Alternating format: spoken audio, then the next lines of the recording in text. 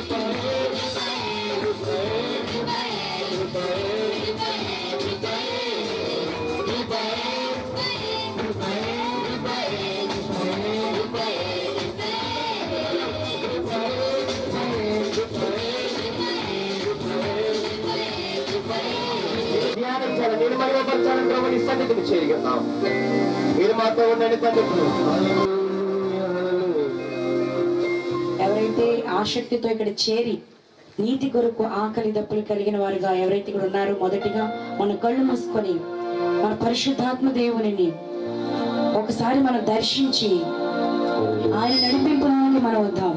ఆయన స్వరము వినడానికి మనం సిద్ధము చేసుకుంటూ ఆయనను కీర్తిస్తూ ఆయన నామమును పొగుడుచు ఆయన సన్నిధిలో ఒక పాట పాడుకుంటూ ఆయన సన్నిధిలోకి మనం వెళ్దాం. చుంటే తేనెల కన్నా తీయనైనది వెండి పసిడి కన్నా మిన్నది పొంగి పొంగుచున్నా ప్రేమనిది యేసుని నామము. ప్రతి ఒక్కరు కూడా చేతులు పైకెత్తి మన హృదయం ఆయన వైపు తిప్పి ఈ పాటను హృదయపూర్వకంగా సమర్పణ చేద్దాం. పసిడి కన్నా మిన్నది పొంగి పొంగుచున్నా ప్రేమనిది యేసుని నామము. సూర్యకాంతి కన్నా ప్రకాశమైనది అందు వెన్నెల కన్నా నిర్మలమైనది మంచు పున్నల కన్నా చల్లనిది యేసుని నామము.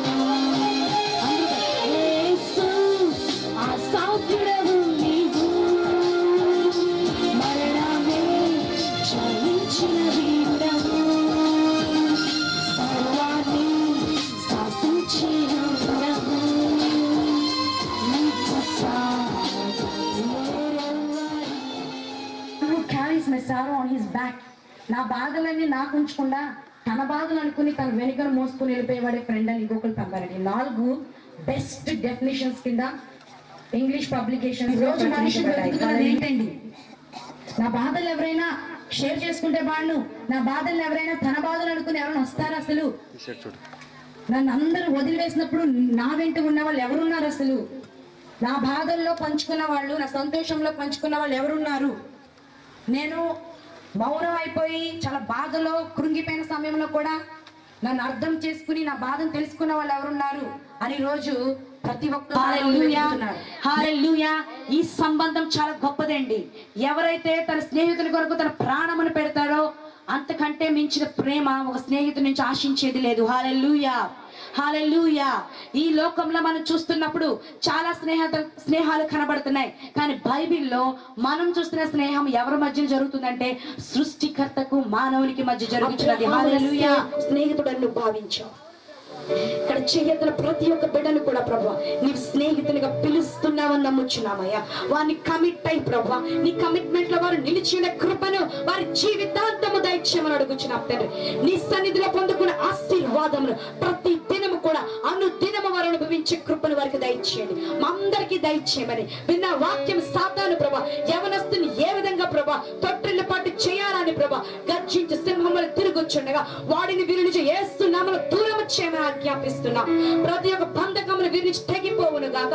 ప్రతి ఒక్క దురాత్మ క్రియలు వీరిని వెంబడిస్తున్న ప్రతి ఒక్క దుష్ట శక్తుల ప్రభావం నజరేయుడైన యేసు క్రీస్తు నామములో బంధించబడి నాశనం చెప్పి మీరు ఏ విధంగా దేవునికి ఈరోజు కమిట్ అయ్యారో చెప్పండి. ఎందుకంటే దేవుడు అటువంటి సంతోషించి వారిని రానైన రోజుల్లో బలముగా యవనస్తులుగా నిలబెట్టుకోవడానికి ఇష్టపడుచున్నారు. హల్లెలూయా. నిజమైన స్నేహితుడు యేసు అని మరి ఇప్పుడు అనుకున్నాను. నిజమే, మనుషులను ఆశ్రయించడం కాదు, నిజమైన స్నేహితుడు యేసు ఉండగా ఎవరైతే ఫస్ట్ జీసస్ ఎవరు ఫ్రెండ్ గా ఎంచుకున్నారని అడిగినప్పుడు నా మనసులో కనిపించింది ఫ్రెండ్స్ ఎవరు గుర్తు రాలేదు, కానీ నాకు జీసస్ మాత్రమే గుర్తొచ్చారు. తండ్రి నువ్వే నా దేవుడు కదా, నువ్వు తప్ప నాకు స్నేహితుడు ఎవరు ఉన్నవని అనుకున్నాను. అలాగే ఈ రోజు వాక్యం ద్వారా కూడా మేరీ శాంతి గారు నాతో మాట్లాడారు, దేవుడు మాట్లాడారు. అందుబట్టి దేవునికి